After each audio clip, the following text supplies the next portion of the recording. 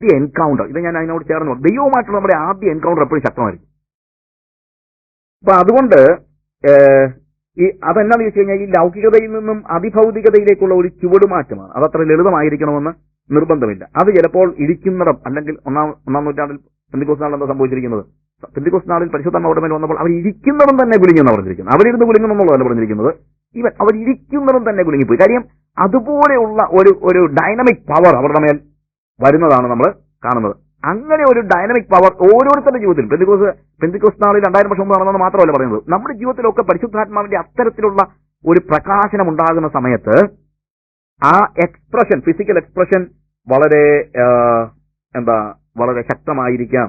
ആത്മസ്നാനം പ്രാപിക്കുന്ന ആദ്യ നാളുകളിൽ സ്വാഭാവികമായിട്ട് നമുക്കൊരു പക്ഷെ അതിനെ അടക്കാൻ കഴിയുന്നില്ല. നമുക്കത് അടക്കാൻ കഴിയുന്നില്ല. അതുകൊണ്ട് നമ്മൾ പറയുന്ന കാര്യങ്ങൾ, അല്ലെങ്കിൽ ശബ്ദം, അല്ലെങ്കിൽ അവരുടെ ശരീരചലനങ്ങൾ, ഇതൊക്കെ അടക്കാൻ കഴിയാത്ത ഇല്ല എത്രയോ നമ്മൾ we are seeing it and we have experienced it. ആദ്യ സമയങ്ങളിൽ നമുക്കത് അടക്കാൻ കഴിയാത്ത ഒരു സ്റ്റേജ് ഉണ്ടായേക്കാം. അത് ദൈവവുമായിട്ട് അടുക്കും തോറും എന്ത് ചെയ്യുന്നറിയാമോ? പിന്നെ ഈ ഫിസിക്കൽ എക്സ്പ്രഷൻ കൂടുകയല്ല, കുറയുന്നു. പിന്നീട് ഈ ഫിസിക്കൽ എക്സ്പ്രഷൻ ആദ്യം നമുക്ക് കർത്താവുമായിട്ടുള്ള ബന്ധത്തിൽ എപ്പോഴും ഭീതി ഉദ്ദേശിക്കുന്നത് എന്തുവാ? നരകത്തെക്കുറിച്ചുള്ള പേടിയൊന്നുമല്ല.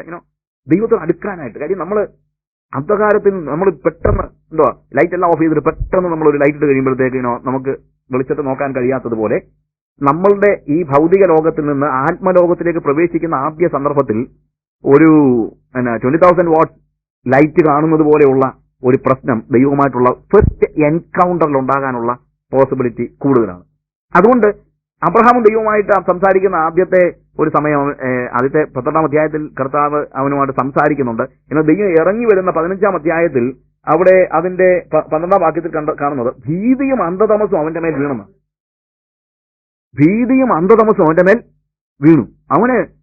അവൻ ആരുമായിട്ടാണ് സംസാരിക്കുന്നതെന്നുള്ള ആ തിരിച്ചറിവ് ഉണ്ടായി കഴിഞ്ഞപ്പോഴത്തേക്ക്, അവനോട് വന്നിറങ്ങി അവന്റെ കൂടെ ഭക്ഷണം കഴിക്കുന്നവൻ ദൈവമാണെന്നുള്ള തിരിച്ചറിവ് ഉണ്ടായി കഴിയുമ്പോഴത്തേക്കുണ്ടല്ലോ, അവനങ്ങോട്ട് he couldn't just think of who came and who sat with him and ate with him. അത് അവനങ്ങോട്ട് ആലോചിക്കാൻ കഴിയാത്ത നിലയിലുള്ള ഒരവസ്ഥ. ആലോചിക്കാൻ കഴിയും. ഞാൻ പറഞ്ഞത് അതുപോലെ, അല്ലെങ്കിൽ ദൈവവുമായിട്ടുള്ളവൻ അവന്റെ ഫസ്റ്റ് എൻകൗണ്ടറിൽ ഉണ്ടാകുന്ന ഒരു പ്രോബ്ലമായിട്ടാണ് നമ്മൾ അതിനെ കാണേണ്ടത്. ഇപ്പോൾ അല്ലെങ്കിൽ ദൈവം ഇറങ്ങി വരുന്ന സമയത്ത്, അല്ലെങ്കിൽ ദൈവത്തിന്റെ ആ ദർശനത്തിൽ, അല്ലെ 15-ാം അധ്യായത്തിൽ ഉണ്ടാകുന്ന ദർശനത്തെ കുറിച്ച് ഞാൻ പറഞ്ഞത്, അവനോട് കർത്താവ് പറയുകയാണ്, അവനോടൊരു കവനന്റ് ഉണ്ടാക്കുകയാണ്. അതിനുശേഷമാണ് ദൈവം എന്ത് ചെയ്യുന്നത്? അവനുമായിട്ട് ഭക്ഷണം കഴിക്കാൻ ഇറങ്ങി വരുന്നത്. ഇവിടെ ശേഷമാണ്. എന്നാൽ ഇവിടെ അവൻ കാണുന്നത്, അവന് ആ ദൈവവുമായിട്ടുള്ള ബന്ധത്തില് അവൻ ഒരു കവനന്റിന്റെ എക്സ്പ്രഷൻ എന്ന നിലയിൽ അവൻ ആ യാഗം കഴിക്കുന്ന സമയത്ത് ആ ഭാഗത്ത് അവിടെ കാണുന്നത് എന്താണ്? അവൻ ഭീതിയും അന്ധതമസും അവന്റെ മേൽ വീണു എന്ന നിലയിലാണ് നമ്മളവിടെ കാണുന്നത്.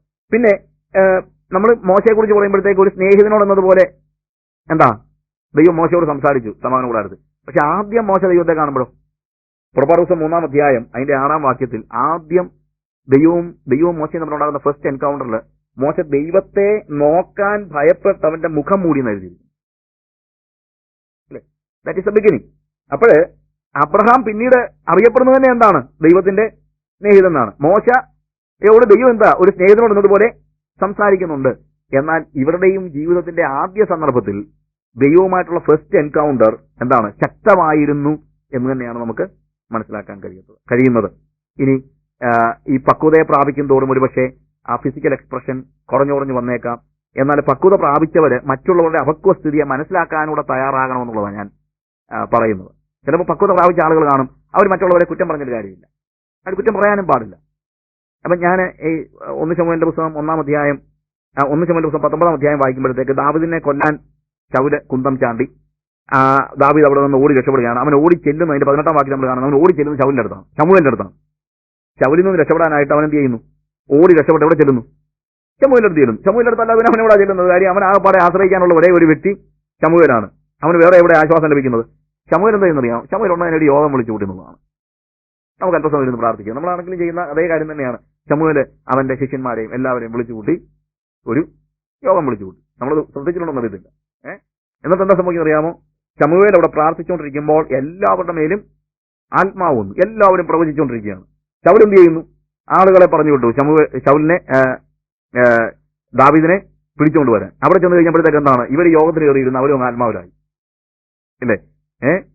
അവിടെ യോഗത്തിന് കയറി ഇരുന്നു. അതായത് ദാവീദിനെ പിടിക്കാൻ വന്നവർ ആത്മാവിനാൽ പിടിക്കപ്പെട്ടു.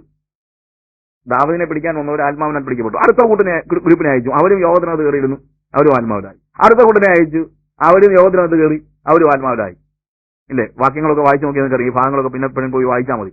3 ഗ്രൂപ്പിനെ വിട്ടിട്ട് ശൗല് തന്നെ എന്ത് ചെയ്തു?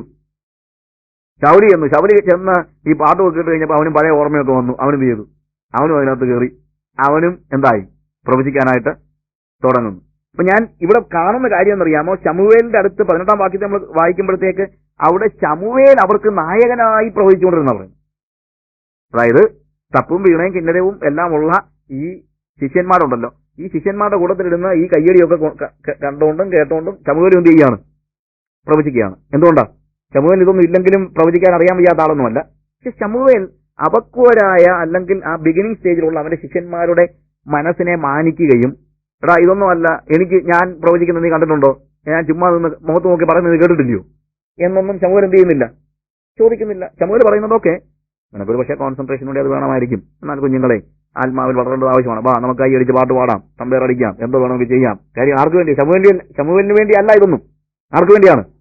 അവന്റെ ശിഷ്യന്മാർക്ക് വേണ്ടിയാണ്. അപ്പൊ പക്വത പ്രാപിച്ചവർ മറ്റുള്ളവരുടെ അപക്വ സ്ഥിതിയെ മനസ്സിലാക്കി എന്താണ് ഇക്കാര്യത്തിൽ വളരെ ഒരു ബാലൻസ്ഡ് വ്യൂ വളരെ അത്യാവശ്യമാണെന്നാണ് എന്റെ ചിന്ത. Balance view. നമ്മുടെ ഒരു പ്രശ്നം എന്ന് പറഞ്ഞാൽ ഏതെങ്കിലും ഒരു സൈഡിൽ മാത്രം നിൽക്കാനാണ് നമ്മളെപ്പോഴും ഇഷ്ടപ്പെടുന്നത്. Billy Graham always says the Bible says, the Bible says, the Bible says. Benny Hinn വന്നിട്ട് എപ്പോഴും the spirit says, the spirit says, the spirit says ഇല്ലേ? രണ്ട് എക്സ്ട്രീം എൻഡിൽ നിൽക്കുകയാണ്. So what is needed is a blend of both these things. ശരിക്കും ആവശ്യമായിരിക്കുന്ന എന്താണ്? ഒരു ബ്ലെൻഡ് ആണ്. എന്താണ്? The Bible, the spirit. കാര്യം അന്ത്യകാലയളവിലെ ശുശ്രൂഷയെക്കുറിച്ച് എനിക്കുള്ള കാഴ്ചപ്പാട് എന്താണ്? ആത്മാവിന്റെയും വചനത്തിന്റെയും ഒരുമിച്ചുള്ള ഒരു യാത്രയാണ്. ആത്മാവിന്റെ ആളുകളായിട്ട് കുറച്ചുപേരും വചനത്തിന്റെ ആളുകളായിട്ട് കുറച്ചുപേരും മാറി മാറി പോകുന്നത് കൊണ്ട് പലപ്പോഴും എന്താ ഇത് നമ്മൾ അടി ഉണ്ടാക്കാമെന്നുള്ളതല്ലാതെ പ്രത്യേകിച്ച് ഗുണമൊന്നും ഉണ്ടാകുന്നില്ല. What is needed is preaching the gospel in the spirit, and then certainly the spirit of the Lord will work. ഞാനിത് ഈ കാര്യങ്ങളൊക്കെ ഞാൻ ഇത്രയും പറയാൻ തന്നെ കാരണം ഞാൻ എന്റെ മിഷൻ ഫീൽഡ് എക്സ്പീരിയൻസ് ആണ്. ഈ മിഷൻ ഫീൽഡ് എക്സ്പീരിയൻസിന് മുമ്പ് ഈ കേരളത്തിൽ കിടന്ന് കളിച്ച സമയത്തെല്ലാം ഐ വാസ് ടോട്ടലി ഇന്റലിജൻസ് കൊണ്ടെല്ലാം കാര്യങ്ങളെല്ലാം മനസ്സിലാക്കാവുന്നൊക്കെ ചിന്തിച്ചിരുന്ന ഒരു കാലഘട്ടം. അല്ലെങ്കിൽ എല്ലാ കാര്യങ്ങളും നമ്മൾ ബുദ്ധിപൂർവ്വമായിട്ടും ബോധപൂർവമായിട്ടും എല്ലാം പറഞ്ഞു മനസ്സിലാക്കണം എന്നുള്ള ഒരു ചിന്തയായിരുന്നു നമുക്കുണ്ടായിരുന്നത്. പരിശുദ്ധാത്മാവിന്റെ അത് ഒരു പരിധിവരെ അഹങ്കാരത്തിലേക്ക് തന്നെ പോയിരുന്നു. ചിലപ്പം വളരെ ബുദ്ധിപരമായിട്ട് ആളുകളുമായിട്ട് ഇന്ററാക്ട് ചെയ്ത് സംസാരിച്ച് അവരെ ഒരു കൺക്ലൂഷനിൽ കൊണ്ടെത്തിക്കുമ്പോൾ നമ്മൾ ചിന്തിക്കും ഐ ഹാവ് ഡൺ സംതിങ്. നമ്മൾ ചിന്തിക്കും ഈ സ്ട്രീറ്റ് പ്രീച്ചേഴ്സ് ഒക്കെ ചെന്ന് പറഞ്ഞാൽ ഇവനൊന്നും മനസ്സിലാകത്തില്ല. നമ്മൾ വളരെ അടുക്കി പറഞ്ഞപ്പോൾ കണ്ടോ കാര്യം മനസ്സിലായത്, ഇങ്ങനെയാണ് സൂചകം പറയേണ്ടത്, അല്ലാതെ ഇമ്മ എന്നുള്ള ഒരു ചിന്ത നമ്മുടെ മനസ്സിലുണ്ടായിരുന്നു, എന്റെ മനസ്സിലുണ്ടായിരുന്നു. പക്ഷെ ദൈവത്തിന്റെ പരിശുദ്ധനോട് ചോദിച്ചു, നീ ചിന്തിക്കുന്നുണ്ടോ നീ ഇങ്ങനെ അടുക്കി എല്ലാം ഓരോന്നിനും യുക്തിപരമായി പറഞ്ഞതുകൊണ്ട് അവൻ സ്വീകരിച്ചെന്നൊക്കെ? നോ. നീ എത്ര അടുക്കി പറഞ്ഞു കഴിഞ്ഞാലും എന്റെ ആത്മാവ് അവന്റെ ഹൃദയത്തിൽ പ്രവർത്തിക്കുന്നില്ലെങ്കിൽ അവൻ രക്ഷിക്കപ്പെടത്തില്ല. നീ എത്ര പറഞ്ഞില്ലെങ്കിലും എന്റെ ആത്മാവ് അവന്റെ ഹൃദയത്തിൽ പ്രവർത്തിക്കുന്നുവെങ്കിൽ അവൻ തീർച്ചയായിട്ടും എന്നെ സ്വീകരിക്കും.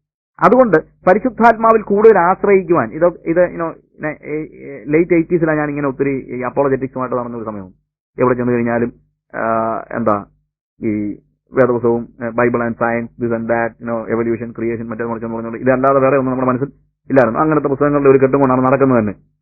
ഗോയിങ് ഓൾ ഓവർ കേരള അല്ലെങ്കിൽ മറ്റേ സിറ്റീസിലൊക്കെ പോവുകയും പിള്ളേരെയൊക്കെ വിളിച്ചിരുത്തി ഇതിന്റെ റെലവൻസും ബൈബിളിന്റെ റെലവൻസും മറ്റേ മറിച്ചൊക്കെ പഠിപ്പിച്ചുകൊണ്ടിരുന്ന ഒരു സമയമുണ്ട്.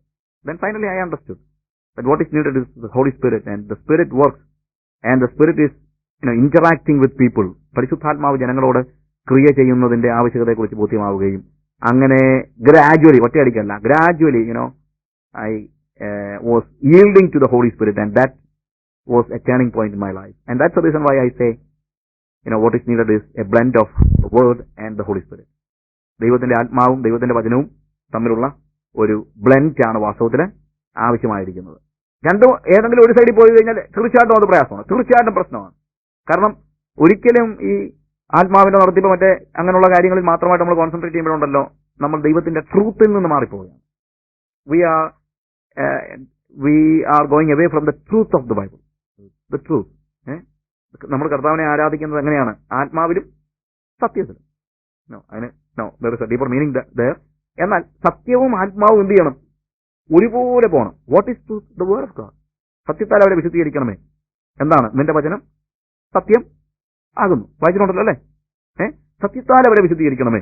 എന്താണ് നമ്മെ വിശുദ്ധീകരിക്കുന്നത്? എന്താണ്? ദൈവത്തിന്റെ വചനം. അപ്പോൾ നമ്മൾ ആരാധിക്കേണ്ടത് എങ്ങനെയാണ്?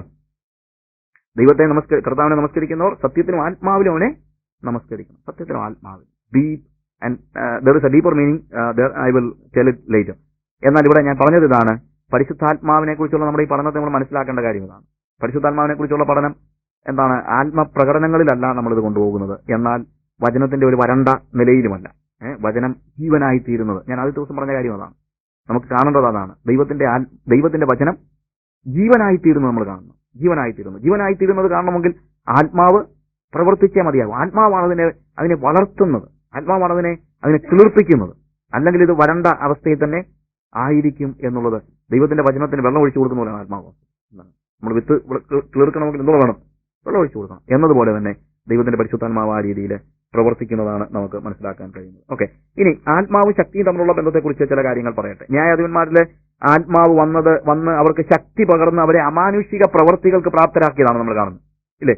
പരിശുദ്ധാത്മാവിനെ കുറിച്ച് നമ്മൾ പഠിക്കുമ്പോൾ ഒന്നാമത്തെ കാര്യം ആദ്യം തന്നെ നമ്മൾ പറഞ്ഞു, he is a person. Holy spirit is a person. He is not just a power. പരിശുദ്ധാത്മാവ് എന്ന് പറയുന്ന ഒരു ശക്തി മാത്രമല്ല, എന്താണ്? അവൻ ഒരു വ്യക്തിയാണ്. എന്നാൽ ആ വ്യക്തി നമുക്ക് എന്ത് തരുന്നു? ശക്തിയെ പകർന്നു തരുന്നു. He is a person and he is pouring out his gifts. അവന്റെ വരങ്ങളെയും നമുക്ക് നൽകുന്നു. ഇവിടെ നമ്മൾ ഓർക്കേണ്ട ഒരു കാര്യം, പരിശുദ്ധാത്മാവിന്റെ ദാനത്തെയും പരിശുദ്ധാത്മാവ് തന്നെയാ പറയുന്നത്. പരിശുദ്ധാത്മാവിന്റെ ദാനത്തെയും പരിശുദ്ധാത്മാവ് തന്നെയാണ് പറയുന്നത്. അപ്പോസ്തല പ്രവൃത്തി 2:38 വാക്യത്തിൽ പത്രോസ് പറയാണ്, എന്നാൽ പരിശുദ്ധാത്മാവ് എന്ന ദാനം നിങ്ങൾക്ക് ലഭിക്കും. എന്നാൽ so the gift is the holy spirit and the giver is also holy spirit. Giver also is the holy spirit. ദാനവും പരിശുദ്ധാത്മാവാണ്, ദാതാവും ആര് തന്നെയാണ്? പരിശുദ്ധാത്മാവ് തന്നെയാണ്. 1 Corinthians 2:11 വാക്യത്തിൽ, എന്നാൽ ഇതെല്ലാം പ്രവർത്തിക്കുന്നത് താൻ ഇച്ഛിക്കും പോലെ അവനവന് അതത് വരം പകുത്തു കൊടുക്കുന്ന ഒരേ ആത്മാവ് തന്നെ. അപ്പോൾ വരം പകുത്തു കൊടുക്കുന്നത് ആര് തന്നെയാണ്? ആത്മാവാണ്. വ്യത്യാസം മനസ്സിലാവുന്നുണ്ടല്ലോ. The Holy Spirit is a gift and at the same time he is the giver of the gift. പരിശുദ്ധാത്മാവ് എന്നത് ദാനവും അതേസമയം ആ ദാനത്തെ നൽകുന്ന വ്യക്തിയുമാണ്. ആത്മാവ് വന്ന് ആവസിക്കുന്നു. ആ ആത്മാവ് വരം അല്ലെങ്കിൽ ഗിഫ്റ്റ് നമുക്ക് നൽകുന്നു. ഓൾഡ് ടെസ്റ്റമെന്റിലെ ന്യായാധിപന്മാരുടെ കാലഘട്ടത്തിൽ അവരെ ശക്തിപ്പെടുത്താനായിട്ടാണ് പരിശുദ്ധാത്മാവ് വന്നത്. കാരണം അവർക്ക് ആവശ്യ ശക്തിയായിരുന്നു. They were looking and they were longing for power to judge the people and also to fight the battle. അവർക്ക് യുദ്ധം ചെയ്യാനും ന്യായപാലനം നടത്താനുമുള്ള ശക്തിയായിരുന്നു അവർക്ക് വേണ്ടിയിരുന്നത്. അതുകൊണ്ട് അവരെന്ത് ചെയ്തു? ആ ശക്തി അവർക്ക് ആവശ്യശക്തിയായിരുന്നു. അവർ ദാതാവിനെ വേണ്ട രീതിയിൽ ഉൾക്കൊണ്ടില്ല. അവരെന്ത് ചെയ്തു? അവരെ ദാനം സ്വീകരിച്ചു. അവര് കർത്താവുമായിട്ടുള്ള ഒരു പാർട്ട്ണർഷിപ്പിൽ പ്രവർത്തിച്ചില്ല. പകരം അവര് കർത്താവിന്റെ ഇൻസ്ട്രുമെന്റ്സ് ആയിട്ടാണ് പ്രവർത്തിച്ചത്. ഞാൻ ഇന്നലെ പറഞ്ഞത്, they were not in partnership with God. Of course, ദൈവം അവരിൽ ആവസിച്ചു. എന്നാൽ ആ പാർട്ട്ണർഷിപ്പ് അവർ എൻജോയ് ചെയ്തില്ല. Rather, they enjoyed the power and they were just instruments in the hands of the Holy Spirit. ദൈവത്തിന്റെ ആത്മാവിന്റെ ഉപകരണങ്ങളായിട്ടാണ് അവര് കാണുന്നത്. ആത്മാവ് അവർക്ക് ശക്തി പകർന്നു. ആത്മാവ് അവർക്ക് ഭരിക്കാൻ, ന്യായപാലനം നടത്താനുള്ള ജ്ഞാനം നൽകി. അവരാ ദാനം ശരിക്കും ഉപയോഗിച്ചു.